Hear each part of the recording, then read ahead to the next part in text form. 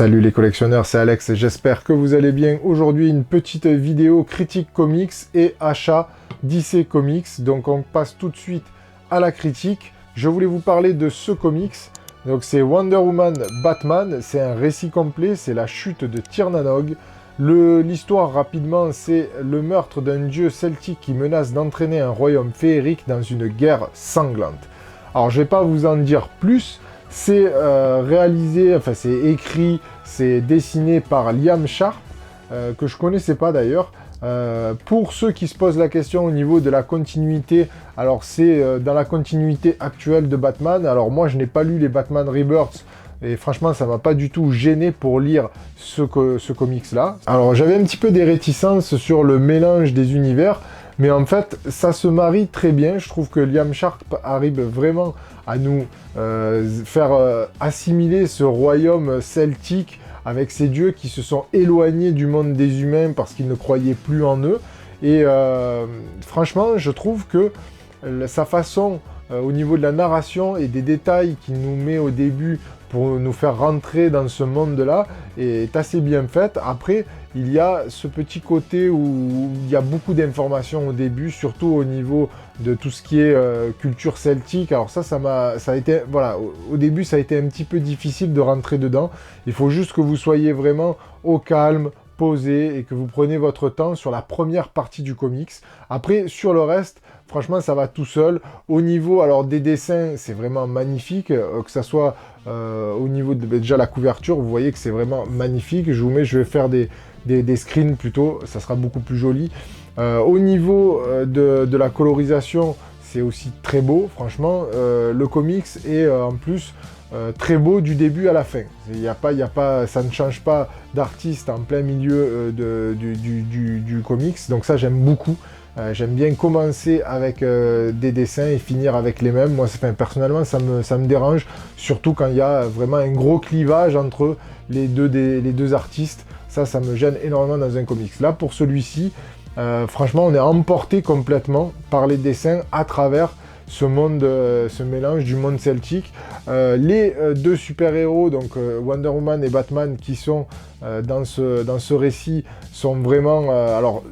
comment dire, alors je dirais tellement bien assimilé. C'est surtout Wonder Woman que l'on voit dans le monde des dieux celtiques, mais franchement de façon très à l'aise, et c'est pas choquant du tout pour le lecteur.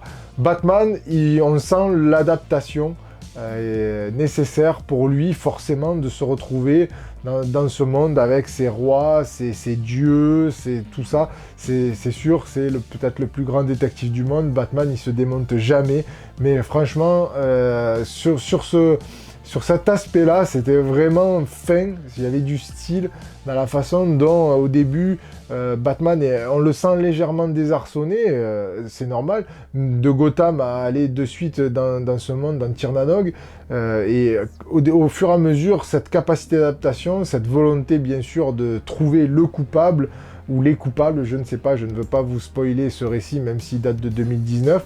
Donc voilà, franchement, j'ai passé un bon moment. Ça se lit assez facilement et indépendamment, comme je vous dis, des autres, de la chronologie des comics. Et j'ai beaucoup aimé l'enquête. Pour ce qui est des achats d'ici de ce mois-ci, je suis allé vite fait acheter quelques comics avant qu'on reste coincé. Alors j'ai acheté du Marvel, mais là, aujourd'hui, les questions de DC. J'ai pris Batman et les Tortues Ninja. Alors ça, je l'ai pris surtout parce que c'est mon fiston qui me l'a demandé. Je connaissais pas du tout, j'avais un petit peu des a priori sur ce type de crossover.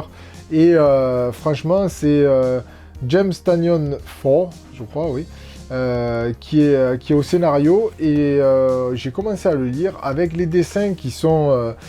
je dirais pas que je suis hyper fan, mais je trouve ça très beau. Franchement, j'aime beaucoup les dessins. Je trouve que les planches et les deux univers s'entremêlent vraiment très bien. J'aurais pas cru, franchement, j'avais des a priori là-dessus.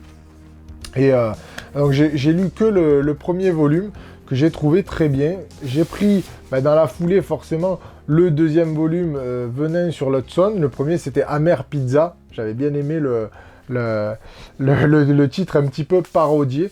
Donc franchement ça m'a fait une belle surprise.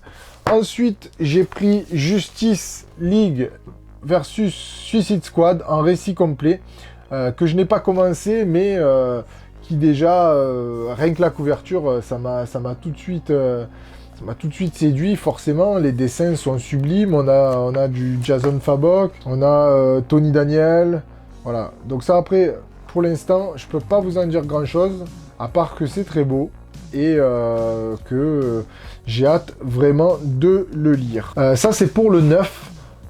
Pour l'occasion, on a Batman Deathstroke, récit complet. Pareil, ça j'ai pas lu. Alors j'espère que j'aurai pas trop de problèmes vu que j'ai pas lu Deathstroke Rebirth. Mais bon, ça c'est pareil, j'ai dû payer ça 10 €. Donc j'ai profité, on verra bien. Enfin, je trouve que déjà au niveau des dessins, c'est pas mal de ce que j'avais feuilleté pour le moment. Après, je ne sais pas du tout ce que ça vaut. Ensuite, un truc un peu moins récent, on va dire, c'est Empereur Joker. Pareil, je l'ai eu pour 12 €, 11 ou 12 € celui-là, donc j'ai profité.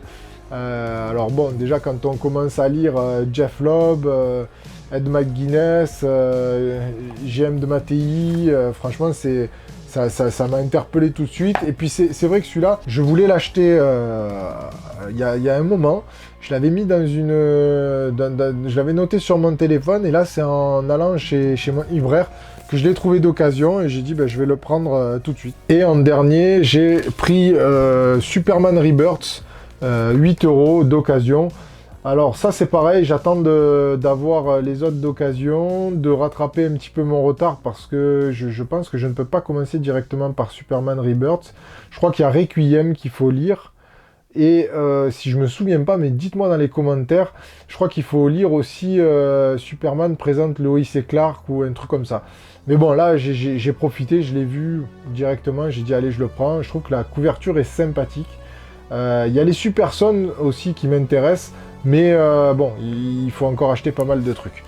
Ça, c'était pour l'aspect comics. En goodies, j'ai deux petits goodies que j'ai pris.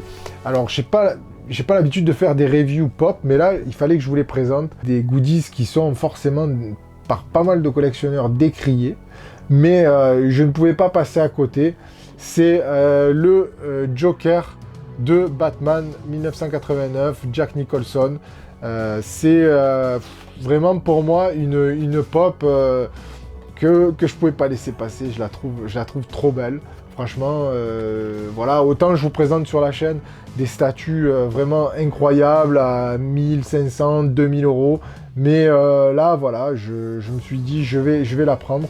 Et franchement, je la trouve super jolie. Vous savez, je l'ai dit dans quelques vidéos, les pop pour moi, ça décore voilà, les bibliothèques, tout ça. Et donc dans mon étage d'ici, il y a le Batman, il y a celui-ci là, celui qu'on voit ici. Le Batman Michael Keaton, et je vais mettre à côté ce Joker qui est vraiment sublime. On va le déballer. Alors le rapide déballage, juste pour vous montrer un petit peu le Joker. Franchement, moi je trouve que voilà, on peut dire ce qu'on veut sur les pop, mais je trouve que elle est superbe. Franchement, la caricature, c'est pas quelque chose d'aussi simple qu'il n'y paraît. Je pense que pour moi, une bonne caricature, c'est avec des dessins et des traits grossiers, si on arrive à rappeler l'œuvre originale, ben, on a tout gagné. Et j'aime beaucoup. Voilà. Donc pour moi, je pouvais pas passer à côté cette magnifique pop du Joker 1989, joué magnifiquement par Jack Nicholson. Il y a aussi celle-ci, donc la Catwoman de Batman Returns. C'est alors Michelle Pfeiffer, hein, magistrale dans ce rôle. Et on passe à la Catwoman. Voilà, magnifique, Michelle Pfeiffer, vraiment incroyable. Je la trouve vraiment aussi tellement magistrale dans le rôle. J'ai pas la sideshow, la premium format aussi que je trouve très belle. Donc là je me suis dit je me prends une petite pop, ça va me faire les trois, ça va me faire Batman, Joker, Catwoman, et je pense que le Pingouin va arriver aussi. Voilà, donc ça, c'est des petits trucs qui, pour moi, bon ben voilà, ça embellit bien les bibliothèques, vous savez exactement ce que j'en pense. Voilà. Eh bien écoutez les amis, dites-moi un petit peu qu'est-ce que vous avez acheté ou qu'est-ce que vous avez lu dernièrement. N'oubliez pas de mettre un like, d'activer la cloche pour les abonnements et pour surtout ne pas rater les prochaines vidéos. Je vous dis à très bientôt et collectionnez bien.